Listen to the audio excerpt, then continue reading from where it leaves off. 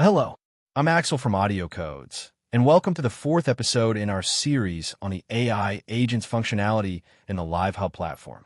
So far, we've learned how to create agents, give them tools, and expand their knowledge via documents. This works great for relatively simple voice experiences. But what happens when things get more complex? Let's say you're building a voice agent for a hotel's room service. This agent might need to deliver items to a room, book a massage, provide information about hotel amenities, and much more. If you try to pack all of that into one huge prompt, it'll be expensive to run, and it probably won't work very well either. Luckily, Live Hub has a better way: multi-agent topologies. Instead of one giant agent, you can create multiple smaller ones, each specializing in a specific task, and then use orchestration tools to route the conversation between them. Let's see this in action. We will use Hogwarts Quick Start to create a sample multi-agent topology. The goal is to build an information agent for prospective Hogwarts students. As you can see, the Quick Start has created 3 agents. There is main agent that starts the conversation, and there are 2 more agents, classes, and finance, answering questions about a specific knowledge domain. The subagents are shown with smaller cards, and you'll notice a depth parameter indicating the hierarchy. Okay, let's take a look at the main agent. It is the one that starts the conversation. Looking at its prompt, we can see that it acts like a router, figuring out the user's intent and then passing the question to the right subagent. To do that, it uses the Pass Question tool that is listed in the Tools tab. The Pass Question tool simply sends original user question to the subagent. There's also a Send Message tool, which can rephrase or add extra information before forwarding the message. We'll see that one in action later. Okay, now let's switch to the Subagents tab. Here we can see all subagents that our agent can communicate with. As expected, we see 2 subagents in the list: classes and finance. Above the list, there is orchestration mode. It defines how multi-agent orchestration happens. This specific example uses consult mode, which means that as soon as subagent answers user question, the control switches back to the main agent. We'll see this in action shortly. Let's close the main agent and inspect the subagents that were created. Okay, this is the classes agent. As you can see, it's instructed to answer various questions related to classes in Hogwarts. And in the Documents tab, we can see some documents providing detailed information about these courses. The finance subagent is pretty similar. It answers various financial questions and has access to some financial documents. Note that it is using .get mode because the financial documents are relatively short. Okay, let's open the chat window on our main agent, and let's ask it something about the classes. Okay, let's see what just happened. The main agent decided that it needs to pass the question to the courses agent and called the Pass Question tool. The context switched to the courses agent, which then provided an answer. Cool. Note that the controls switched back to the main agent. It's because we're using the consult orchestration mode that switches the control back to the calling agent once the subagent generates the response. Okay, now let's ask some question about finances. This time, main agent decided to pass the question to the finances agent. The latter used .get tool to get information from the attached documents, and then formulated the answer. And again, the controls switched back to the main agent. Okay, very nice. Before you ask, do we really need such complex setup for this specific task? The answer is probably no. We could just add all documents to a single agent and let RAG do its magic.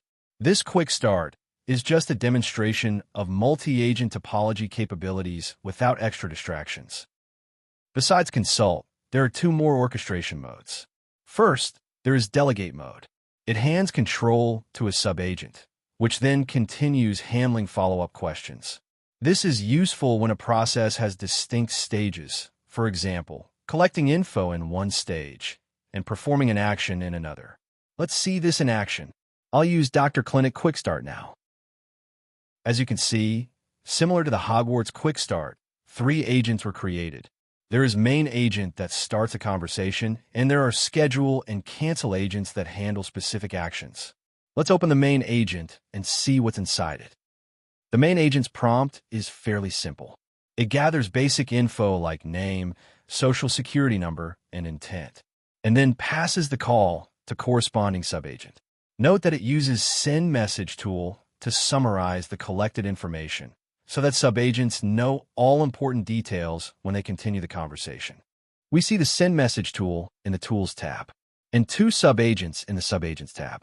We also see that orchestration mode is set to Delegate. One more important thing. This Quick Start uses cal.com account to access a demo Google Calendar. I already have mine set up, so I just add the API key in the variable section. We will have a separate episode on variables, but for now, let's just carry on. Okay, let's open the chat window and start talking. I want to schedule an appointment. Axel. Let's put some dummy social security number. Great. The main agent passed all collected information to the schedule agent. And now I'm talking to the schedule agent. Tomorrow at 2 p.m. The agent went to the calendar, searched for the slots available at the specified time, and showed me some available options. I'll pick the second one. Voila! The appointment has been successfully scheduled. As you can see, there were quite a lot of tool calls involved in the process. You may inspect them in your free time. But in this episode, we are concentrating on the multi-agent orchestration. So let's stick to that. So does the delegate mode mean that the conversation must always flow in one direction, like a waterfall? Absolutely not. The subagent that currently handles the conversation can at any point decide that it wants to pass question or send message to another agent. It can be its child or its parent or some other agent. So the conversation can go back and forth and in any direction that you want. When the conversation starts, the main agent is added to it, then its subagents, then their subagents, and so on. Once all these agents are brought up, they effectively participate in the conversation and can exchange messages. LiveHub by default allows each agent to communicate with its parent, its siblings, and its children. This creates some order, and in most topologies is exactly what you expect. However, if you need to allow some communication that is not covered by these default rules, simply use subagent screen to explicitly specify what subagents the specific agent is allowed to talk to. And don't worry about loops. The LiveHub will automatically eliminate them. All this and much more can be found in AI Agents online documentation that can be accessed by clicking Help Center and then Documentation. One more important point. As you must have noted, the orchestration mode is defined at each agent and applies to its subagents. In other words, it's perfectly fine to mix different orchestration modes in the same topology. For example, consider the following sample topology. The intro agent starts the conversation, determines the language in which user speaks, and passes the question to the second-level agent. It uses Delegate mode, which ensures that once the second-level agent is chosen, the conversation sticks to it. At the third level, we have domain-specific agents. The second-level agent uses Consult mode when passing questions to them, which ensures that control stays at the second-level agent, and it can choose optimal domain-level agent for each user utterance. Okay, one more orchestration mode to go. Both Consult and Delegate modes that we discussed before maintain separate message history for each agent. In most cases, that's exactly what you want. But sometimes you may want to share the message history across the agents. Why would you do that? Well, sometimes you may want all your agents to know all the details said by user, even if they were said to a different agent. You can use Delegate with History mode to enable such behavior. Note, however, that sharing history has some drawbacks and should be carefully considered. Presence of conversation parts handled by other agents may sometimes confuse your agent and cause it to hallucinate. Of course, it all very much depends on the prompt and the exact LLM being used, but just keep this in mind when contemplating on which orchestration mode to use. And we are done for today. We've learned how to deploy multi-agent topologies and explored the different orchestration modes. These are fantastic tools that let you create most complex conversational voice experiences. With the right prompts, the sky is the limit.